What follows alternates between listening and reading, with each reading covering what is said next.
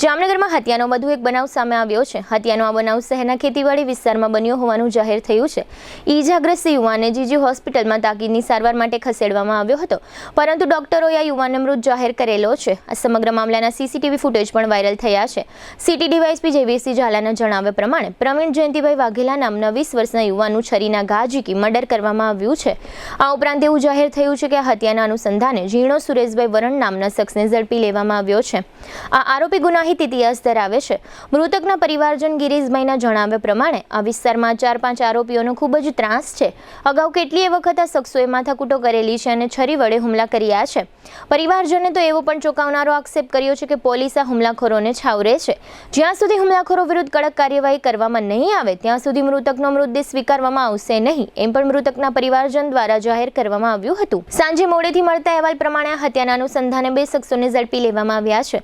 આ સમગ્ર મામલા અંગે મૃતકના પરિવારજન ગિરીશભાઈ અને સિટી ડીવાયએસપી જેવીસી ઝાલાએ આપેલી વિગતો પ્રસ્તુત છે। આજે મારા નાના ભાઈનો છોકરો છે, એ શ્વાસ લેવા ગયો હતો મુકેશભાઈની દુકાને। ત્યાંથી આવારા તત્વો દારૂ પીને ભેટમાં છરી તો 24 કલાક હોય, અને આ તોમતદારે અવારનવાર લતામાં 4-5 જણાને છરી મારેલી છે। અને આ છોકરો સાવ નિર્દોષ હતો, એમાં કઈ ગાડી ભટકાવાના બને શું છે એ કઈ ખબર નથી। એમાં લતામાં કોઈ કેવો આવ્યો તો છોકરો છે ને તમારો પડી ગયો છે, તો એ ઘરે આવતો તો મને છોકરા ઘરે ગયો, ત્યાં તો ઓલા લોકો ફટાટ થઈ ગયા અને આને આટેડા બહાર કાઢી નાખ્યા। તાત્કાલિક અમે રિક્ષામાં લઈ આવ્યા, 108 ફોન કરે એની પહેલા તમે જીજીમાં તો આયા ડોક્ટરે એને સારવાર દરમિયાન એને મૃત જાહેર કર્યો। ઇમરજન્સીમાં લઈ ગયા, પીપી આપ્યું, ઓક્સિજન આપ્યું, પછી એને છાતીમાં જે હતું અંદર ઇન્જેક્શન આપ્યો, સારવારની ઘણી કોશિશ કરી પણ એનો કઈ પોઝિટિવ રિપોર્ટ ના આવ્યો। એમાં જણા હતા 4-5 જણા હતા, એને બચાવ તરીકે 2 જણાને ધક્કાઈ મારેલા છે, વિડીયોમાં મૃતકમાં દેખાય છે। અને વિડીયો અમારા સીસીટીવી કેમેરા છે, સીસીટીવી કેમેરામાં બધું આવે છે અને પડખામાં એને 4-5 છરી મારી 4-5 જણા ભેગા છે। આ લોકો આજે સવારના દાદાના ઓટા પાસે ઝઘડા કરે છે, દારૂના ધંધા કરે છે, ભેઠમાં છરીઓ રાખે છે। હમણાં મેરડીમાં માંડવો તો એ પણ એક છરી મારી હતી, આની પહેલા એક છોકરાને છરી મારી હતી અને પોલીસ આરોપને છાડવે છે।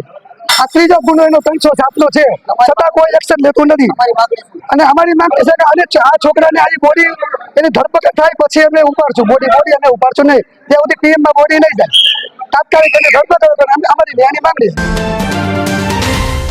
જામનગર સિટી સી ડિવિઝનમાં ગઈકાલે હત્યાનો બનાવ બનેલો હતો। તે બનાવની વિગત મુજબ જે ફરિયાદી જે છે, જેનું નામ છે જયંતિભાઈ ટપુભાઈ વાઘેલા, તેમનો દીકરો આશરે ઉંમર વર્ષ 20, જેનું નામ પ્રવીણભાઈ છે। આ પ્રવીણભાઈ પોતાના વિસ્તારમાં ઘરની પાસે બહાર છાસ લેવા ગયેલા હોય એવું એમના ફરિયાદી જણાવેલું હતું। અને તે દરમિયાન આ કામના જે આરોપી છે, જેમાં એકનું નામ છે ઝીણો સુરેશભાઈ વરણ, એની સાથે કોઈ બાબતે રકઝક થતા બોલાચાલી થતા છરીનો ઘા દ્વારા મારવામાં આવેલો હતો અને આ છરીનો ઘા એના રાઈટ સાઈડના એબ્ડોમિનલ પાર્ટમાં લાગતા જે જીવલેણ સાબિત થયો હતો અને એનું મૃત્યુ થયેલું હતું। આ બનાવના આધારે Jamnagar city C division police સ્ટેશનમાં ભારતીય ન્યાય સંહિતાની કલમ 103 અને 54 અને જીપી એક્ટ 135 મુજબનો ગુનો દાખલ કરવામાં આવેલો છે અને આરોપીઓને હાલ હસ્તગત કરવાની પ્રક્રિયા ચાલુ છે અને આગળની તપાસ city C division police station દ્વારા કરવામાં આવી રહી છે। જે અત્યારે હાલ જે એક જેનું નામ છે, આરોપીનું નામ ઝીણો સુરેશભાઈ વરણ, તેના વિરુદ્ધ અગાઉ સિટી સી ડિવિઝન પોલીસ સ્ટેશનમાં તેમજ અન્ય પોલીસ સ્ટેશનમાં અગાઉ ગુના નોંધાઈ ગયેલા છે, શરીર સંબંધી ગુનાઓ તેવું ધ્યાનમાં આવેલ છે। વિગતવારનો અહેવાલ બાકી છે કે જેમાં અગાઉ એના કયા પ્રકારના કયા હેડના અંદરના ગુના છે।